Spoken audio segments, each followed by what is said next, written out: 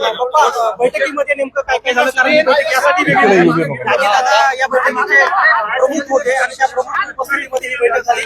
काय काय ठरलं आणि या पुढचा आराखडा कसा होता? महाराष्ट्र राज्याचे उपमुख्यमंत्री आदरणीय अजितदादा पवार साहेब या बीड जिल्ह्याचे पालकमंत्री झाले आणि पालकमंत्री व्हावेत याच्यासाठी सुद्धा मी बऱ्याच अजितदादांनी एकदा पालकमंत्री पद जर घेतलं तर बीड जिल्हा धुरीत येईल. त्या पद्धतीनं आज आदरणीय अजितदादा पवार साहेबांनी पहिली त्यांच्या कार्यकाळातली नियोजन समितीची बैठक बीडमध्ये घेतली. त्या बैठकीमध्ये बऱ्याच विषयावर चर्चा झाली आणि शिस्तीत बैठक पहिल्यांदा झाली. कारण मी बऱ्याच दिवसापासून मला वाटतं विमलताई ज्यावेळेस या मंत्री होत्या, पालकमंत्री होत्या, त्यावेळेस त्याच्या अगोदर पण मी बऱ्याच वेळेस नियोजन समिती बघितलेली. त्या नियोजन समिती बघितलेली म्हणजे मी पण तिचा सदस्य असायचो, कॉप जी मेंबर असायचो त्याच्यामध्ये 2002 पासून आजपर्यंतच्या काळात 22 वर्षानंतर पहिल्यांदा बीड जिल्ह्यामध्ये नियमाप्रमाणे बैठक कशी चालवायची ही बऱ्यापैकी झालं तरी त्यांच्या मनासारखी झाली नाही असं त्यांना वाटतं. पण ठीक आहे, तर बैठकीमध्ये जे विषय झाले, अनुपालन झालं, अनुपालनाच्या नंतर मागचा आराखडा झाला. त्यांनी अगोदर सर्व बैठकीमध्ये आढावा घेतला असं सांगितलं शॉर्टमध्ये की त्यांनी सगळा आढावा घेतल्यानंतर त्यांच्या लक्षात आलं की ज्या प्रमा दिल्यात किंवा ज्या प्रशासकीय मान्यता द्यायच्या त्या टप्प्याटप्प्यानं द्यावा लागतात. बघा, निधी जेवढा उपलब्ध आहे त्याच्या 1.5 पटीनं प्रशासकीय मान्यता द्यायच्या असतात. पण यांनी घाईघाईमध्ये लोकप्रतिनिधींनी ज्यांनी सुचवले ते काम सोडता जी तत्कालीन पालकमंत्र्यांचे पीए असतील, बनविणारे कुणी माणसं असतील, घेणारे कुणी असतील, त्या सर्व लोकांनीच त्या प्रमा घेतल्या आणि प्रमा 100% नियत्व जेवढं आहे, जेवढं नियत्व त्या नियत्वाच्या 100% प्रमा म्हणजे बीड जिल्ह्यामध्ये असाच पाहिला.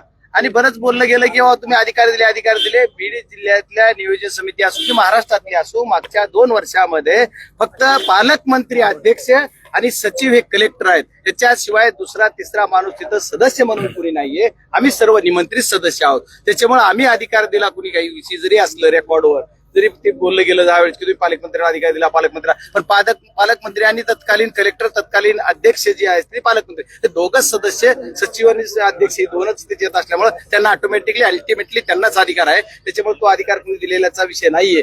पण या विषयामध्ये बरीच चर्चा होताना त्यांनी मागच्या सांगितलं गेलं की या ज्या प्रमा झाल्या, ज्या प्रशासकीय मान्यता झाल्या बीड जिल्ह्यामध्ये, त्या प्रशासकीय मान्यता चुकीच्या पद्धतीनं या वर्षी सुद्धा दिल्या गेल्यात. मागचं तर जाऊ द्या, एकतर सीओनी कुठल्याही आराखड्यात मंजूर नसणाऱ्या कामाला मान्यता दिल्या. तत्कालीन त्या मॅडम सीओ होत्या आणि त्यावेळेस मी त्यांना माहिती मागितली. त्यावेळेस फार सगळं 2-3 महिने गेल्याच्या नंतर आम्हाला आता माहिती दिली. मी खासदार म्हणून माहिती मागितली तरी मला दिली नव्हती कुठल्या प्रमा दिल्या याची.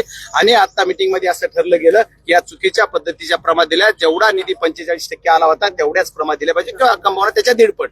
आणि ज्यावेळेस पूर्ण निधी येईल 55% आणखी निधी येणं बाकी. आता 55% निधी तर ते जिथे प्रमा दिल्या त्यालाच खर्च करावा लागेल अशी पद्धत आहे. तर अप्रोव्हेशन तिथं मॅन्डेटरी आहे. महिला बाल कल्याणला काय मॅन्डेटरी पैसा खर्चावा लागतो, समाज कल्याणला मॅन्डेटरी पैसा काढतो. रोड सुरक्षा समिती किंवा रोड सुरक्षेचं जे त्याला 3% मॅन्डेटरी पैसा आहे. हा पैसा खर्चणं मॅन्डेटरी आहे, तरी सुद्धा त्याचे नियम तोडले गेले. आणि हे सुद्धा आम्ही त्याच्या निदर्शनास आणून दिलं. आणि याच्यानंतर बऱ्याच काही घटना करत असताना मी स्वतः माझ्या संबंधित जी खासदार म्हणून जी माझ्याविषयी येतो रेल्वेचा, ते मी सोलापूर जळगाव म्हणजे लातूर जालना मार्गे नवीन रेल्वे होण्यासाठीचा ठराव डीपीटीसीचा मंजूर करायला सांगितला आणि त्याला सर्व सभागृहानं मान्यता दिली. त्याच्यानंतरचा पुढचा विषय आणखी एक माझा होता एअरपोर्टचा. मी ज्यावेळेस एअरपोर्टची मागणी सभागृहात केली त्या दिवशी सगळे मला हसले. पण मी या 4 वर्षात बीडला एअरपोर्ट करणारच. आणि आदरणीय अजितदादांनी सुद्धा सांगितलेलं की मी त्याला तुम्हाला पैसे देतो, तुम्ही इथून प्रस्ताव सगळं तयार करा. आणि मुरली अण्णा मोहोळे सुद्धा माझे मित्र आहेत. भाजप पक्ष वगैरे तो विषय नाही. एकदा पदावर बसला तर तो सर्व जनतेचा पदाधिकारी असतो. जो अधिकारी मी सुद्धा खासदार ते सर्व जनतेचा आहे. त्याच्यामुळे ते सुद्धा ते कामाला करतो पॉझिटिव्हली सांगितलं. तेच अधिकारी बीड जिल्ह्यामध्ये येतात.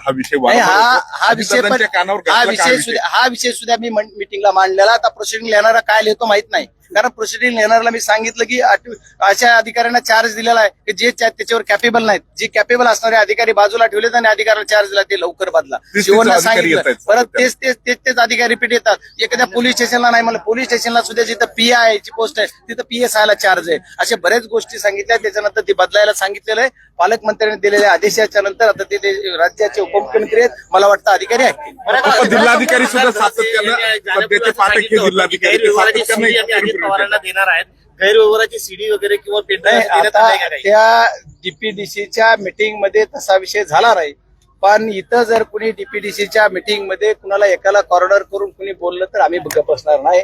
आणि जिथं म्हणलं की कुणी दहशत आहे तर आम्ही त्याला उत्तर दिलं, दहशत कुणाची त्याचं उत्तर द्या. त्याच्यामुळे जिथं माजी पालकमंत्री म्हणले की इथं अधिकाऱ्यावर दहशत आहे, मग कुणाची दहशत आहे, मग त्याच्यावर थोडीच झाली आचापाची, तर त्याच्यावर बैठक संपली. नाही, पण शेवटचा किस्सा काय होता की कळतंय असं की सुरेश धस यांनी उठून माजी पालकमंत्र्यांना काहीतरी प्रश्न विचारला आणि त्यानंतर अजितदादांनी बैठक सोडून निघून गेली. नाही असं प्रश्न वगैरे काही विचारला. ती बोलत होते आणि ती बोलत असताना त्यांनी थोडस वेगवेगळ्या पद्धतीनं मांडलं गेलं. त्याच्यावर मी आणि सुरेशांना एका बाजूने बोलत होतो, ती बाजूने बोलत होतो. बघा, हा जो विषय आहे तो मीटिंग मधला जो विषय झाला त्याच्यात एकच विषय होता की तुम्ही जे म्हणतात ते अधिकाऱ्यावर दहशत आहे, बीडचा बदनामी करू नका. बीडची बदनामी कोण करतंय? आम्ही मर्डर करतोय का?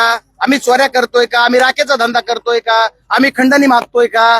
आम्ही गुटखा चालवतोय का? मटका चालवतोय का? आम्ही काय करतोय बदनामी जिल्ह्याची? जिल्ह्यामध्ये जी सत्य परिस्थिती जे करतात ती आम्ही जनतेसमोर आणायचं काम करतो. आमचा संतोष अण्णा देशमुख यांची जी हत्या झाली त्याला न्याय मागतो, हे आम्ही बदनामी करतो. त्याच्यामुळे थोडी बाचाबाची झाली.